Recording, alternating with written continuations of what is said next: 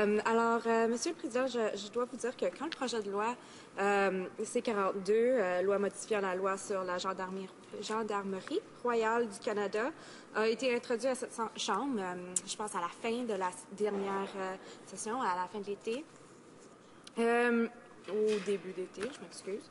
Quand ça a été introduit, quand j'ai ramassé la copie, quand je l'ai lu, je dois vous dire que j'étais vraiment déçue. Par le projet de loi que j'avais en avant de moi, parce que c'est vraiment juste un autre exemple de l'égarement conservateur et de leur inaction dans les dossiers qui concernent l'égalité des femmes. On dirait que le gouvernement pense qu'ils n'auront qu'à faire adopter ce projet de loi et qu'ainsi disparaîtra le problème d'harcèlement dans les rangs de la GRC. Et c'est vraiment malheureusement très faux. Cette législation est loin d'être la réponse complète. Je crois qu'il est important, quand on parle d'une situation grave comme celle-ci, il faut vraiment aller à la racine du problème.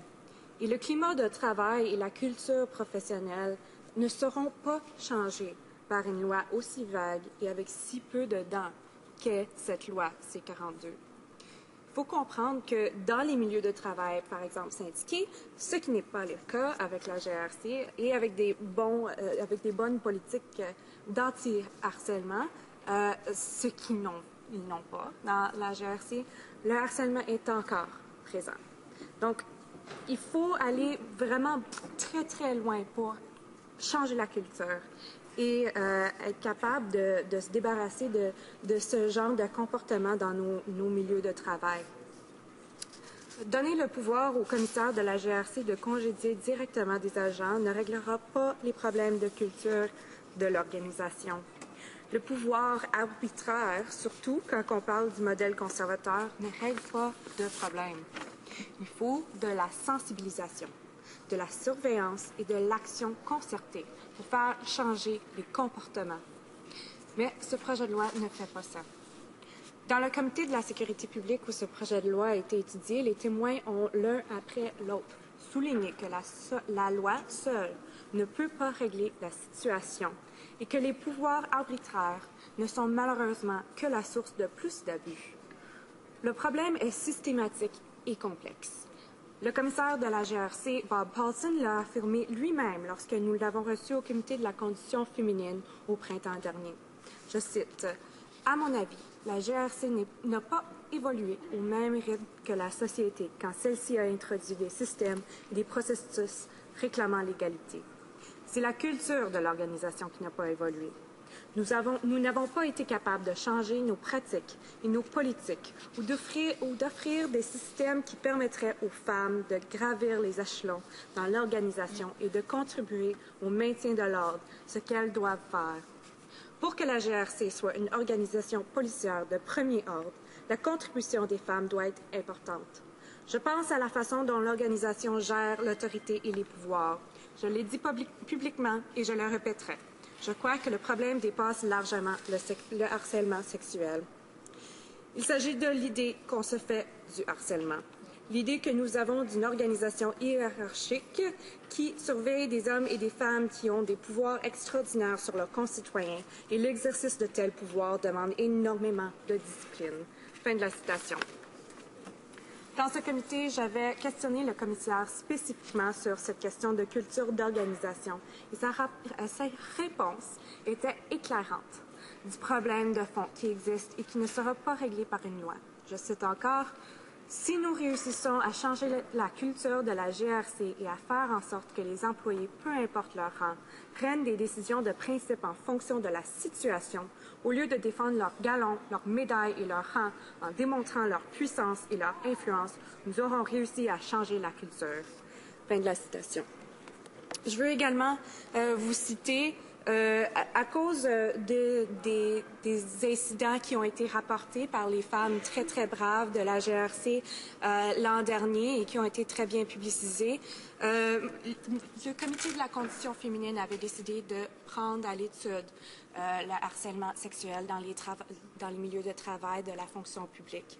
Et le 6 décembre de 2012, au comité de la condition féminine, Vicky Smallman du Canadian Labour Congress est venue et je vais la citer également sur le milieu de travail et la culture. Quote, "One of the best tools for preventing harassment of any kind is a healthy, inclusive workplace with a commitment to gender equity. Job security, reasonable workloads, and a good labor relations all offer a sense of stability and comfort in the workplace. But while it does not completely prevent individuals from harassing others, it might create a climate that allows women to feel safe about coming forward with a complaint. Workplace culture is important. As you conduct this study, I hope you will consider looking at the culture of federal workplaces and any factors that may create an environment conducive to harassment or that may impede its prevention, that is, that may encourage women to keep silent." End of quote. Unfortunately, we saw with women of the RCMP, many of them keeping silent for many, many years, and in many workplaces that is the case. Now, this bill was introduced without the benefit of the findings of the internal gender audit of the RCMP ordered by the Commissioner that is currently underway and not yet completed. And the Conservatives' approach doesn't seem to make women in the RCMP a priority by ignoring any kind of gender-based internal audit or findings. And that's very unfortunate. And it is also unfortunate that other studies that are being done looking at this issue of sexual harassment and other gender-based discrimination in the RCMP as well as other federally regulated workplaces, such as the one being done at the Status of Women Committee, are not being considered. Now, the NDP thinks we can go further on these issues, as there needs to be a clear anti-harassment policy in the RCMP, one which contains specific standards for behavior and specific criteria for evaluating the performance of all employees. Such a policy is needed to serve as a basis for a fair discipline process. Now, this is absolutely necessary for us to have a better cultured environment workplace for the RCMP, as well as other workplaces that have a culture of dominance, for instance, brought from the fact that there is a culture of authority, which is necessary, obviously, in something like the RCMP, but that doesn't necessarily mean that there needs to be harassment, and we need to be dealing with that more concretely, Mr. Speaker. Donc, malheureusement, ce projet de loi échoue en permettant encore à la GRC d'enquêter sur elle-même dans certaines situations, en créant un système décousu qui laisse aux provinces le fardeau de supervision, en créant une commission des plaintes qui n'est pas complètement indépendante et qui se rapporte au ministre avec des recommandations non obligatoires, et en limitant l'accès à cette commission aux informations sensibles. Pour parvenir à régler les lacunes de ce projet de loi, pour qu'on puisse s'attaquer à ce problème pour de vrai, le NPD a voté à la deuxième lecture d'envoyer C-42 en comité.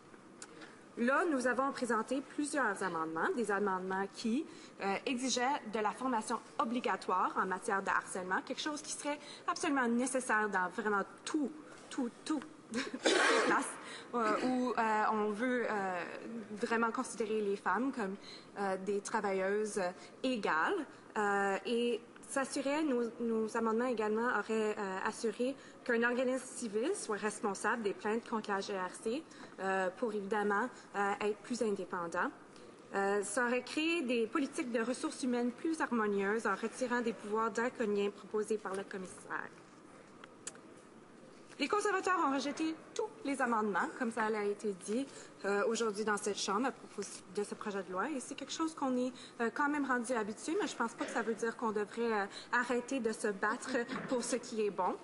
C'est ça, ces amendements étaient vraiment pour améliorer ce projet de loi et ça suivait des recommandations faites par les témoins au comité.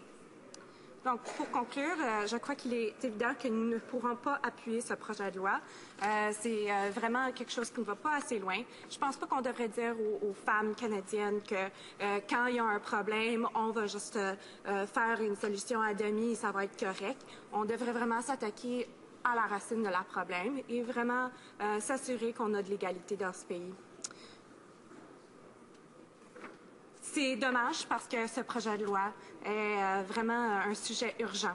Les femmes, la GRC et les Canadiens veulent des actions efficaces de leur gouvernement plutôt que des projets de loi condamnés au départ à l'impuissance. Alors, merci, Monsieur le Président.